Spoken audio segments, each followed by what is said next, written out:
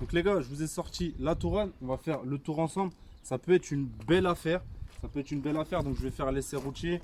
Je vais voir à quel prix elle pourrait me revenir. Elle a 167 000 kilomètres.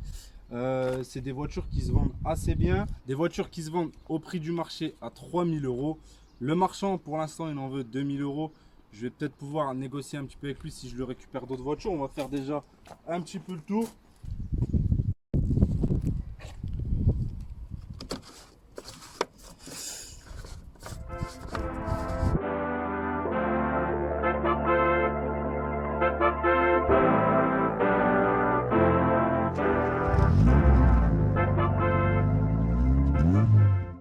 Les gars, je vous reprends cette vidéo et je vais vous dire si j'achète ou j'achète pas cette voiture et pourquoi je l'achèterai et pourquoi je l'achèterai pas.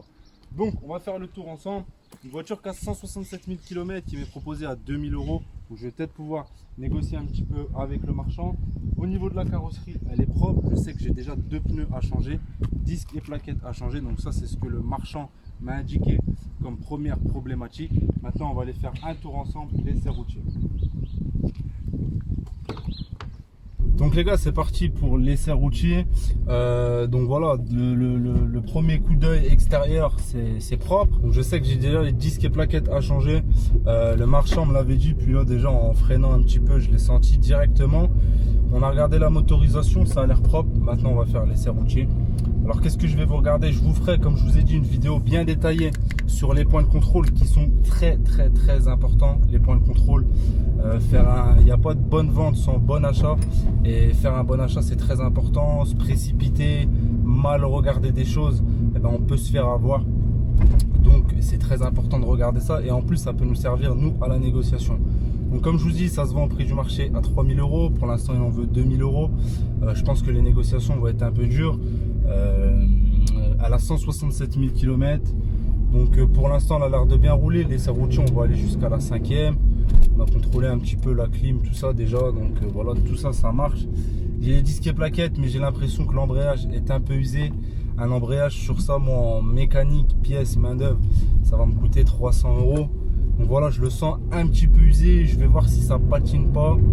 Mais sinon, je pourrais pas l'acheter ce prix-là. Donc on va regarder ensemble. On va regarder qu'il n'y ait pas de perte de puissance. Déjà là, on serait sur une plus-value brute à 1000 euros.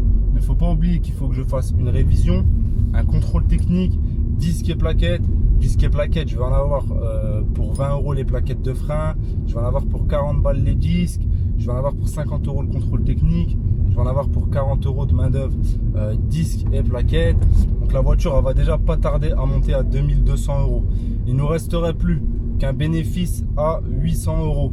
Donc dans un premier temps, comme ça c'est bien. Moi 800 euros sur un investissement comme ça, je suis content.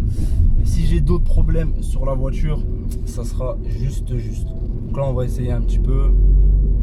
Tac. Je sais pas si vous entendez quand je freine, on entend les disques et plaquettes, mais j'ai l'impression qu'elle patine un petit peu. Je vais passer la vitesse et je sais pas si vous allez voir qu'elle patine un peu. Je sais pas si vous pouvez vous le ressentir à travers la caméra, mais moi je le ressens. J'ai pas de voyant, j'ai pas l'air d'avoir de perte de puissance. Mais voilà, un embrayage, ça va me coûter 300 euros. Je vous dis que pour l'instant, elle devrait me revenir à 2002. Ça me ferait 2500 euros si je fais l'embrayage. Donc ça veut dire que la voiture me reviendrait au total à 2500 euros. Il me resterait une plus-value de 500 euros. Mais le problème, c'est qu'est-ce que je vais vraiment vendre cette voiture 3000 euros? Ça s'affiche au prix du marché. Je suis pas à l'abri d'une négociation.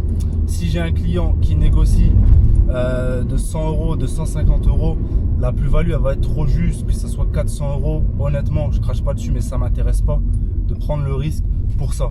Bien sûr, quand je gagne 400 euros sur une voiture, bah, je suis content. Mais là, je peux pas prendre le capital risque dont je vous parlais l'autre fois de 200 euros que je me fixe toujours. Parce que là, si je me fixe ce capital risque, eh ben, il ne me reste plus qu'un bénéfice de 200 euros. Donc, c'est pas intéressant. Je me mets toujours des barrières. Je respecte toujours mes barrières. Et ce capital risque, je l'oublie pas. C'est très important. Ceux qui n'ont pas vu cette vidéo, je vous invite à aller la voir. Donc voilà, cette voiture, elle me reviendra à 2500 euros. Je suis pas, comme je vous dis, à l'abri de cette négociation. Donc voilà, je pense que je vais laisser tomber. Je vais essayer de négocier. Si j'arrive à négocier avec lui, j'achèterai cette voiture. Si j'arrive pas à négocier, je n'achèterai pas cette voiture. Donc voilà, je vous dis ça tout de suite. On va lui ramener la voiture et on va essayer de négocier un petit peu. Voir s'il a peut-être d'autres véhicules à me proposer, s'il peut me faire un lot. Donc on va voir ça tout de suite. Bon les gars, malheureusement, la Tourane, il a été dur d'affaire. J'ai pas réussi à négocier avec lui. Comme je vous ai dit, c'était trop juste pour moi. Donc voilà, donc je ne l'ai pas acheté les gars. On se retrouve dans la voiture où je vous en dirai un petit peu plus. Donc voilà les gars, si vous avez suivi la vidéo précédente, donc je vous l'ai fait en deux parties. J'ai acheté la Seat Ibiza, j'ai réussi à négocier. Par contre sur le Tourane, j'ai pas réussi à négocier avec lui. Il m'a fait comprendre qu'il avait déjà acheté un petit peu cher, donc il pouvait pas se permettre. On n'était pas d'accord moi et lui sur le prix de vente. Il estimait la voiture bien plus chère que moi à la vente. Donc voilà, j'espère pour lui qu'il va la vendre. De toute façon, on fait souvent affaire ensemble. Il m'appelle dès qu'il a des petites rentrées de voiture. Voilà, on peut pas toujours gagner. Donc là, j'ai pas réussi cette négociation. J'ai pas pris le risque.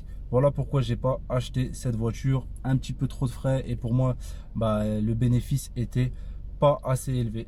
Donc voilà les gars pour cette petite vidéo. Si tu es intéressé par l'automobile, n'hésite pas à aller prendre ma formation gratuite sur mon site internet. Aller regarder mes vidéos YouTube, me suivre sur les réseaux, t'abonner. Je t'ai fait une formation gratuite où je t'explique le processus que tu vas devoir mettre en place pour gagner de l'argent grâce à l'automobile. Donc je t'invite à aller la télécharger sur mon site internet. Et je te dis à bientôt. Ciao.